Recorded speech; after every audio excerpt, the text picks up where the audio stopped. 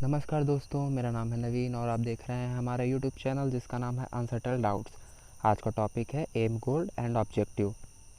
आज के वीडियो को हमने 3 भागों में बांटा हुआ है। पहला है डेफिनेशन, हम तीनों के डेफिनेशन के बारे में समझेंगे। दूसरा है कैटेगरी वाइज डिफरेंस, इनमें क्या क्या डिफरेंस होता है उसके बारे में जानेंगे। तीसरा है एग्जाम्पल। आगे बढ़ते हैं। सबसे पहले बात करते हैं डेफिनेशन की, तीनों की परिभाषाएँ क्या क्या हैं तथा किस तरह से एक दूसरे से अलग हैं। Aim, something you hope to achieve by doing something, आप कुछ करके हासिल करने की उम्मीद रखते हैं। इसको बहुत ही आसान भाषा में ऐसे समझ सकते हैं आप कि आने वाले 2 साल 3 साल बाद आप क्या अचीव करना चाहते हैं, आप क्या बनना चाहते हैं, ये एम के अंतर्गत आता है। दूसरा है goal, some important thing that you hope to achieve in future for desired result. Desired result का मतलब यहाँ पर आप एम से समझ सकते हैं, जो भी आपका वांछित परिणाम है, जो भी आपका लक्ष्य है, जो आप 2 साल 3 साल बाद अचीव करना चाहते हैं। उसके लिए भविष्य में कुछ महत्वपूर्ण चीज़ें जो आप प्राप्त करना चाहते हैं, मतलब अगर आपको अपना लक्ष्य प्राप्त करना है तो आपको क्या क्या चीज़ें करनी पड़ेंगी, ये सारी चीज़ें गोल के अंतर्गत आती हैं। तीसरा है objective, the specific result that a person try to achieve aim, वह विशिष्ट परिणाम जो व्यक्ति लक्ष्य प्राप्त करने के लिए उसके लिए प्रयास करता है, ये चीज़ें ऑब्जेक्टिव में आती है। अपने एम को छोटे छोटे भागों में डिवाइड करके उसे कंप्लीट करना तथा कंप्लीट करते हुए अपने एम तक पहुंचना, ये चीज़ें ऑब्जेक्टिव में आती हैं। एक डायग्राम के माध्यम से हम इसे समझने का प्रयास करते हैं। सबसे ऊपर हमने रखा है एम को फिर कुछ भागों में हमने तोड़ा है जिसे हम गोल कहते हैं।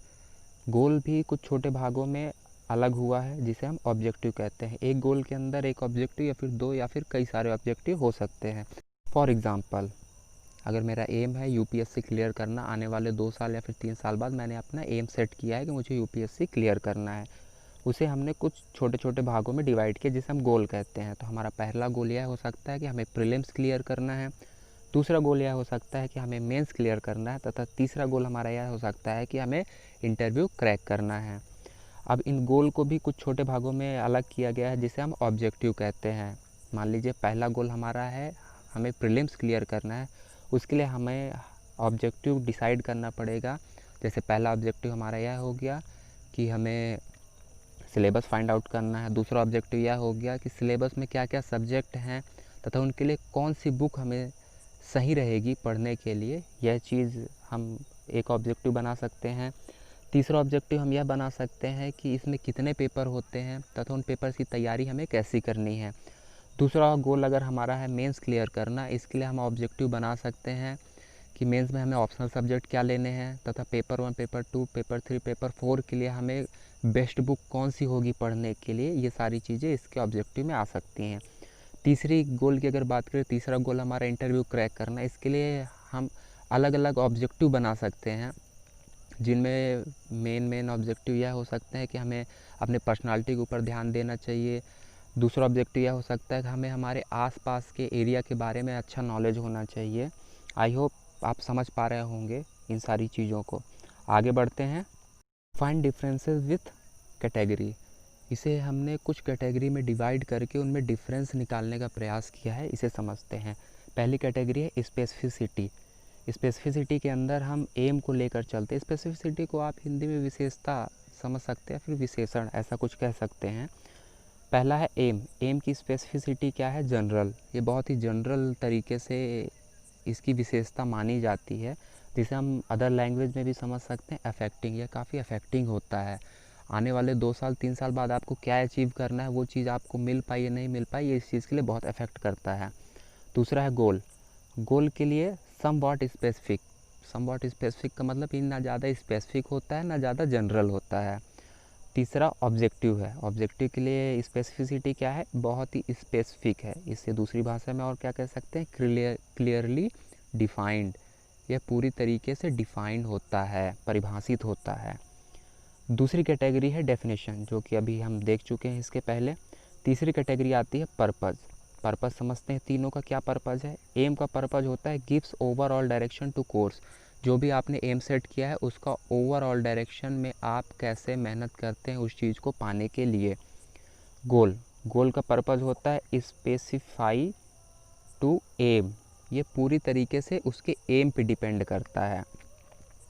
ऑब्जेक्टिव का पर्पज़ क्या है? Breaks aim and goals into smaller more manageable part. इसको बहुत आसान भाषा में समझो कि जो भी आपका एम है और गोल है उसे छोटे छोटे मैनेजेबल पार्ट में, जिस पार्ट को आप मैनेज कर सकते हो उस पार्ट में तोड़ना।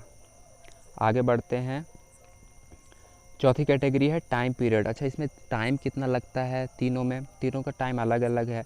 एम में ए लॉन्ग टाइम पीरियड है। लॉन्ग टाइम पीरियड का मतलब आप आने वाले 2 साल, 3 साल, 4 साल या फिर 10 साल बाद क्या बनना चाहते हो, यह इस चीज़ पे डिपेंड करता है, तो इसमें बहुत लंबा समय लगता है। दूसरा है goal, time period less than एम टाइम ड्यूरेशन। इसका जो टाइम ड्यूरेशन होता है वो एम के टाइम ड्यूरेशन से थोड़ा कम होता है। थर्ड की बात करते हैं जो कि है ऑब्जेक्टिव। ऑब्जेक्टिव में टाइम पीरियड क्या है? Short time duration. बहुत ही छोटा टाइम होता है, शॉर्ट टाइम ड्यूरेशन इसको माना जाता है। एक ऑब्जेक्टिव कंप्लीट करने के लिए हमें 1 दिन या 2 दिन की ज़रूरत होती है, इसलिए इसे शॉर्ट टाइम ड्यूरेशन कहा जाता है। स्कोप की बात करते हैं।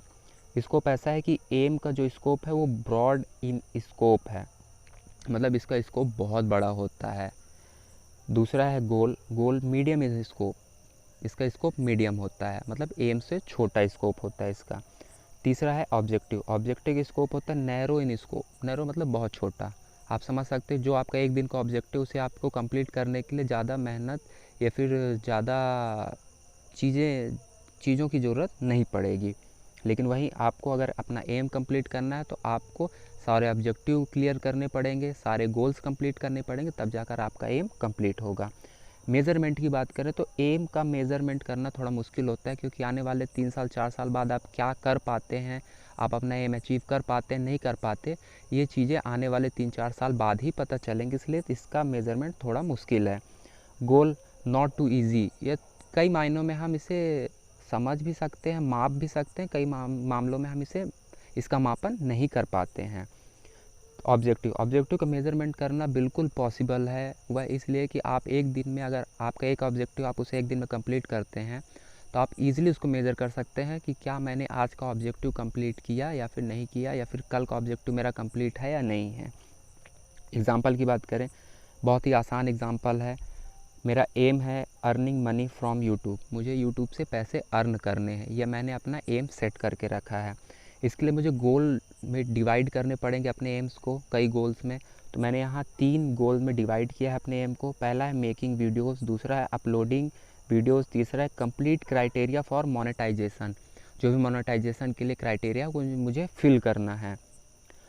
तो इस गोल को भी मैंने ऑब्जेक्टिव में तोड़ने का प्रयास किया है। जैसा है कि पहला गोल है मेरा मेकिंग वीडियोस। इसका मैंने ऑब्जेक्टिव कुछ भागों में अलग किया है। इसका ऑब्जेक्टिव मैं मान सकता हूँ फाइंड टॉपिक्स। मुझे पहले टॉपिक डिसाइड करना पड़ेगा, उसकी स्क्रिप्टिंग करनी पड़ेगी, उसके बाद मुझे वीडियो शूट करना पड़ेगा और एडिटिंग करनी पड़ेगी। ये सारी चीज़ें मेकिंग वीडियोस के अंतर्गत आएंगी। दूसरे गोल जो कि हमारा दिया हुआ है, दूसरा गोल अपलोडिंग वीडियोस, इसके अंतर्गत कुछ ऑब्जेक्टिव आएंगे, जैसे कि making thumbnail page, add tags, जो भी टैग्स है वो ऐड करना, टाइटल फाइंड आउट करना, ये सारी चीज़ें मैं दूसरे गोल के अंदर रख सकता हूँ। तीसरा है कंप्लीट क्राइटेरिया फॉर मोनेटाइजेशन। तो मोनेटाइजेशन के लिए जो क्राइटेरिया होती है वो होती है 1000 सब्सक्राइबर्स और 4000 घंटे का वॉच टाइम। इसके लिए मुझे अलग ऑब्जेक्टिव रखना पड़ेगा, जो कि क्या हो सकता है, मुझे सब्सक्राइबर गेन करने पड़ेंगे, अच्छे कंटेंट डालने पड़ेंगे। ये मेरा छोटा छोटा ऑब्जेक्टिव हो सकता है। आई होप ये सारी चीज़ें आपके समझ में आई हो। अगर वीडियो पसंद आया हो तो लाइक करें, शेयर करें, सब्सक्राइब करें। अगर पसंद नहीं आया है तो आप डिसलाइक कर सकते हैं। कुछ सजेशन है तो आप मुझे सजेशन भी दे सकते हैं। धन्यवाद।